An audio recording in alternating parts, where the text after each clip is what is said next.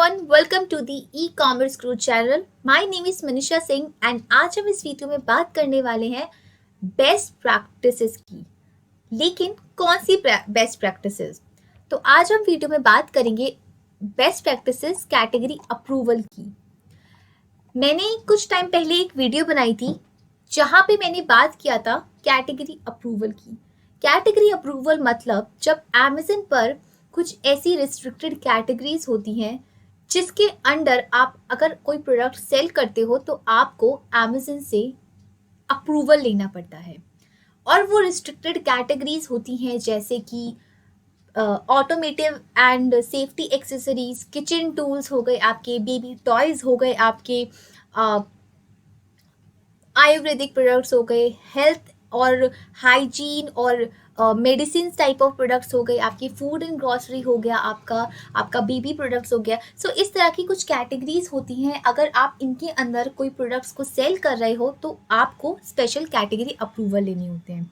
इसके ऊपर मैंने एक डिटेल वीडियो बनाई थी, अगर आप चाहें तो उसे देख सकते हैं एंड मैं आपको रिकमेंड करूँगी तो आप उस वीडियो को ज़रूर देखिए।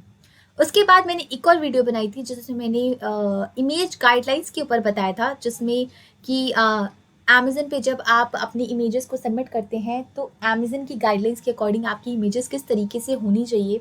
और मैंने एक स्पेशल कैटेगरी ली थी, वो थी फूड एंड ग्रॉसरी कैटेगरीज। तो मैं आपको रिकमेंड करूँगी कि उस वीडियो को भी आप ज़रूर देखिए। तो आज हम इस वीडियो में बात करने वाले हैं बेस्ट प्रैक्टिसेस की, कि जब आप अपने Amazon पे वो डॉक्यूमेंट सबमिट करते हैं, जैसे कि आपका FSSAI लाइसेंस हो गया, आपका अदर टाइप ऑफ डॉक्यूमेंट्स हो गए, और उसके साथ हमें कौन कौन सी ऐसी इंपॉर्टेंट इंफॉर्मेशन होती है जो ध्यान में रखना चाहिए। अगर आपने अभी तक ई कॉमर्स क्रू चैनल को सब्सक्राइब नहीं किया है तो जल्दी से चैनल को सब्सक्राइब करें और बेल आइकन को हिट करना ना भूलें, ताकि हमारी हर वीडियोस की अपडेट आपको मिलती रहे। और अगर आप Amazon पर अपनी प्रोडक्ट्स को सेल करते हो और इस प्रोसेस में किसी भी तरीके की हेल्प चाहते हो तो आप हमसे इस नंबर पे कांटेक्ट कर सकते हो और हेल्प आप तक पहुंच जाएगी। साथ ही अगर आप Amazon ही पूरा सीखना चाहते हो, Amazon की बेसिक टू एडवांस ट्रेनिंग हमसे लेना चाहते हो, Amazon FBA, Amazon PPC, Amazon listing, Amazon documents requirement और मैनी अदर्स, तो आप www.ecommerceguru.com पे जाके हमारे कोर्सेज में एनरोल कर सकते हो। इसमें काफ़ी सारी कोर्सेज अवेलेबल है, आप अपने मुताबिक कोई भी कोर्स चुन सकते हो। तो चलिए स्टार्ट करते हैं। आगे बढ़ने से पहले हम देख लेते हैं ऐसी कौन कौन सी कैटेगरीज है जिनके लिए हमें कौन कौन सी डॉक्यूमेंट्स की रिक्वायरमेंट होती है। अगर आप देखें तो ये हमारी कैटेगरीज हो गई, जैसे car seat, feminine hygiene, topicals, medical supplies, infant toys, learning toys, radio, kids and baby furniture, baby topicals, baby strollers and carriers, baby diapering gear etcetera. तो ये हमारे प्रोडक्ट टाइप है। एग्जाम्पल के तौर पे आप देख सकते हैं कि अगर आपकी लर्निंग टॉयज है तो पजल टॉयज, इलेक्ट्रॉनिक टॉयज, अगर आप कुछ भी हो सकता है, ये एग्जाम्पल है। हेलमेट्स में हेलमेट्स, ठीक है। तो आप अगर इस तरीके से कुछ है तो आपको कौन कौन से डॉक्यूमेंट्स को सबमिट करना पड़ेगा। आपको इनवॉइस और images showing all the side of products and packaging, images showing all the sides of your products और पैकेजिंग में मैंने जैसा कि आपको बताया कि एक वीडियो बनाई थी, आप उसे चेक कर सकते हैं चाहे तो। और अगर आप एक मैन्युफैक्चरर है तो आपको images showing all sides of the your product and packaging को सबमिट करना पड़ेगा। इसी तरीके से हमारी अदर प्रोडक्ट टाइप हो गया डाइटरी सप्लीमेंट, जिसमें हमारे हेल्थ सप्लीमेंट्स और हर्बल टीज आ जाते हैं। इसके लिए हमें FSSAI लाइसेंस सबमिट करना पड़ता है, फूड डिक्लेरेशन सबमिट करना पड़ता है, इनवॉइस सबमिट करना पड़ता है। अगर आपके प्रोडक्ट्स आयुर्वेदिक हैं तो उसमें आयुष ड्रग लाइसेंस को सबमिट करना पड़ेगा, Ayush drug license for ayurvedic products को सबमिट करना पड़ेगा। और ऐसे ही सारी कैटेगरीज है। इसको आप डिटेल में जो मैंने आपको पहले बताया, आप उस वीडियोज़ में देख सकते हो कि कौन कौन सी डॉक्यूमेंट्स की रिक्वायरमेंट होती है। अब बात करते हैं बेस्ट प्रैक्टिसेस की, जो हमारे इस वीडियो का मेन फोकस पॉइंट है। सो बेसिकली Amazon बोलता है the following documents will not be accepted.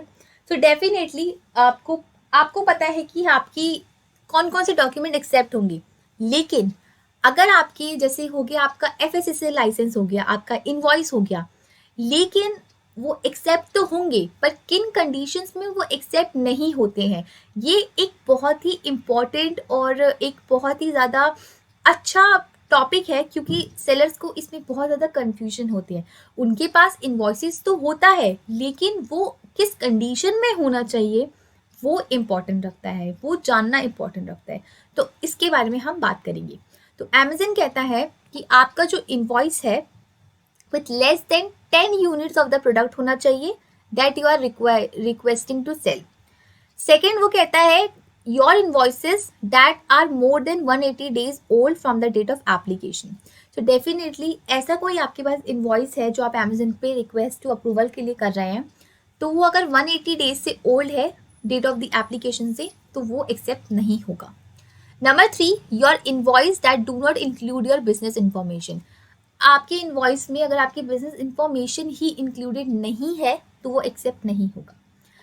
Invoices that are physically और डिजिटली अल्टर्ड, डेफिनेटली ऐसा कोई इन्वॉइस आपके पास है जो किसी भी फिजिकली फॉर्म में फिजिकल फॉर्म में खराब हो चुका है, या डिजिटल फॉर्म में अच्छे से प्रॉपरली स्कैन नहीं है, या कुछ भी अच्छे से नहीं हुआ है, ऑल्टर नहीं है, तो वो एक्सेप्ट नहीं होगा।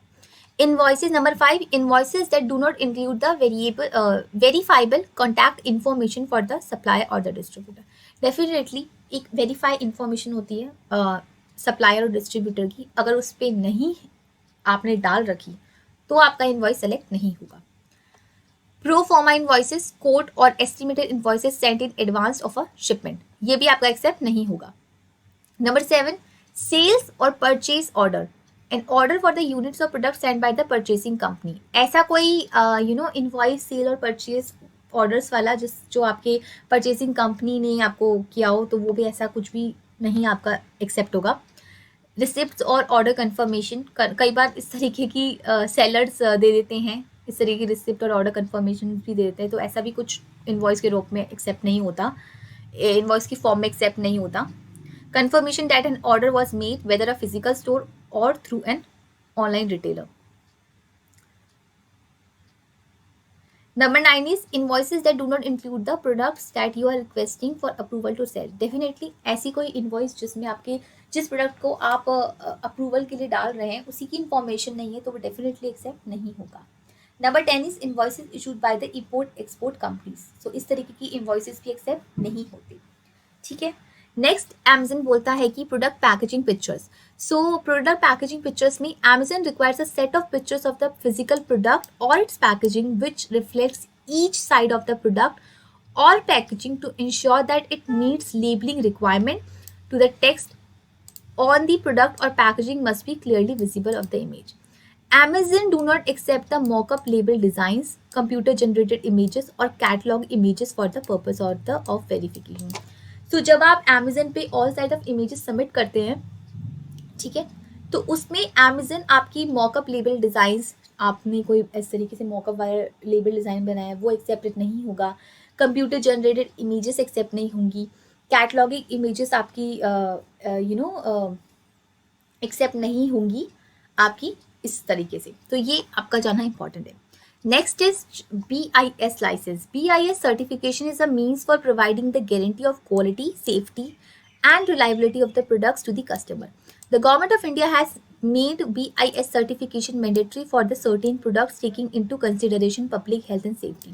So definitely अगर आप किसी भी कैटेगरी के लिए, बहुत सारी कैटेगरीज ऐसी होती हैं और ऐसे प्रोडक्ट्स होते हैं जिसके लिए आपको BIS license, bureau of Indian standard license को सबमिट करना होता है, तो ये इंपॉर्टेंट होता है, ठीक है। Number next is FSSAI license. ये बहुत ही ज़्यादा पॉपुलर रहा है हमारी वीडियोज़ में, मैंने बहुत बार इसके बारे में बात करी है। सो इसमें कहा है food safety and standard authority of India, कि आपका FSSAI लाइसेंस होता है food safety and standard authority of India. Registration is a mandatory compliances that ensure that safety of a product supplied और manufactured by various establishment in India. It is a food safety certificate issued by respective food authority of India. बहुत सारी, अगर आपको और जानना है तो आप इसकी वेबसाइट पे जाके भी जान सकते हैं। ये इसकी वेबसाइट है, यहाँ पे आप इसके बारे में पूरा पता लगा सकते हैं कि कैसे होता है, किस तरीके से इसका प्रोसेस होता है। अगर आप चाहते हैं कि इसके ऊपर मैं एक वीडियो भी बना दूँ तो मैं इसके ऊपर एक वीडियो बना सकती हूँ, आप उसको लेके उसके लिए आपको कमेंट सेक्शन में बताना पड़ेगा कि आप इसके ऊपर वीडियो चाहते हैं, right?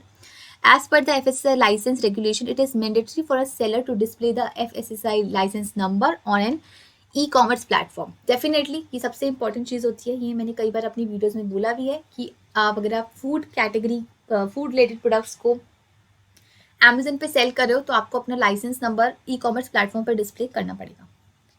Next is Ayush license. Ayush license basically ayurvedic product के लिए यूज होता है। Is required for selling the ayurvedic and the herbal products in India, and the license can be obtained from the Ayush regulated by the Ministry of Ayush। ठीक है, अब एक disclaimer दिया है अमेजन ने, the above document descriptions are for reference purpose and actual requirements may vary. You can confirm the requirements by clicking apply to sell or request approval option against the respective ASIN. We recommend that you review the selling policies and the seller code of conduct and prohibited seller activities and actions help pages before you start selling on Amazon. So definitely ये एक refer के लिए मैंने आपको बताया है और Amazon भी यही बोलता है कि ये काइंड ऑफ एक रेफरेंस है।